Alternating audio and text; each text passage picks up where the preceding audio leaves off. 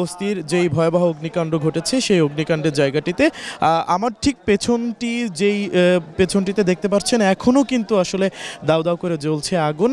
আমরা যদি বলে রাখতে চাই যে আমরা যেখানে আছি সেটি হচ্ছে একবার বউবাজার সংলগ্ন যে মসজিদ সেই মসজিদে, এবং তার ঠিক পেছনটিতে অর্থাৎ পূর্ব সাইডে যেটি সেই পূর্ব সাইডে কিন্তু পূর্ব সাইডটাতে আসলে আগুন জ্বলছে এখন পর্যন্ত, এবং এখান থেকে আসলে ঠিক যেমনটা দেখানোর চেষ্টা করছি যে পশ্চিম সাইড থেকে আস্তে আস্তে যে আগুন সেটি নিয়ন্ত্রণে এসেছে, এবং পূর্ব সাইডে কিন্তু এখন পর্যন্ত আগুন জ্বলছে।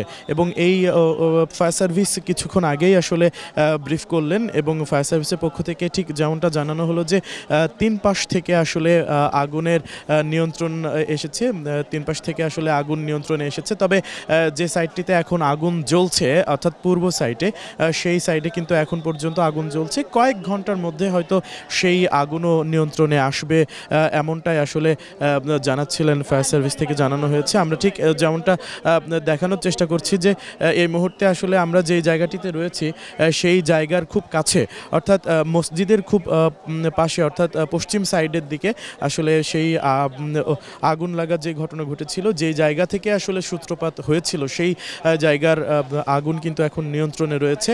কিন্তু দেখানো যাচ্ছে আসলে এখানে যে বস্তিবাসের যেই মাথা গোজার ঠাই, সেই ঠাই কিন্তু আসলে একদম ধ্বংস হয়ে গিয়েছে। এখানে যে 10,000 বাড়িঘরের কথা বলা হচ্ছিল সেই বাড়িঘরগুলো কিন্তু এখন একবারে আগুনে পুড়ে ছাই হয়ে গিয়েছে, এবং এখান থেকে আসলে যে যেমন করে পারছে এখন, যেহেতু আগুন কিছুটা হলে নিয়ন্ত্রণে এসেছে। বিজলি কেবলসের স্কিন কোটেড ইনসুলেশন আগুন প্রতিরোধী। বিজলি কেবলস, নিরাপদ আজীবন।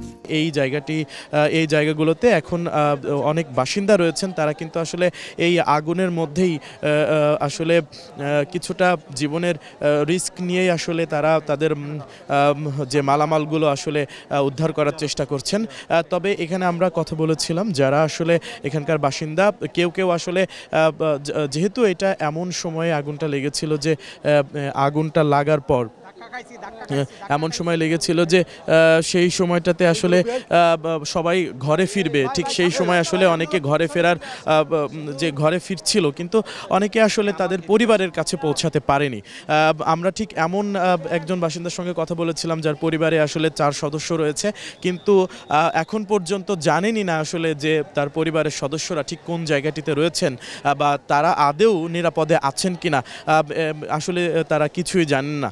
এরকম আসলে অনেকেই রয়েছেন এখানে, যারা বস্তিবাসী রয়েছেন অর্থাৎ যারা স্থানীয় বাসিন্দা রয়েছেন, তাদের যেই আহাজারি, সেই আহাজারিতে কিন্তু পুরো আকাশ এখন ভারী হয়ে আছে। সেই সাথে একদিকে যেমন আগুন এখনও জ্বলছে, অগ্নিকাণ্ড ঘটনায় সেই আগুনের লেলিহান শিখা যেমন আসলে জ্বলছে, ঠিক তেমনি আসলে কিছুটা আগুন নিয়ন্ত্রণে আসলেও যেই আগুনের লেলিহান শিখার পাশাপাশি যেই আসলে ধোঁয়ার কুণ্ডলী সেটিও কিন্তু আসলে দেখতে পাচ্ছেন। সব মিলিয়ে বলা যায় যে রাজধানী কড়াইল বস্তিতে লাগা যে আগুন সেটি কিন্তু এখন এই মুহূর্তে আসলে বিকেল 5:20 আগুন লাগার যে ঘটনা সেটি এখন রাত 9টা পার হয়ে গেলেও আসলে পুরোপুরিভাবে নিয়ন্ত্রণে আসেনি, কিংবা অগ্নি নির্বাপনের পুরোপুরি যে আসলে নেভানোর প্রক্রিয়া সেটি কিন্তু এখনও হয়নি। তবে খুব দ্রুততম সময়ের মধ্যে আসলে যেই পূর্ব পাশে যেই আগুন জ্বলছে সেই আগুন আসলে নেভানো সম্ভব হবে বলেই ফায়ার সার্ভিসের পক্ষ থেকে জানানো হয়েছে। এই ছিল এখানকার সর্বশেষ পরিস্থিতি।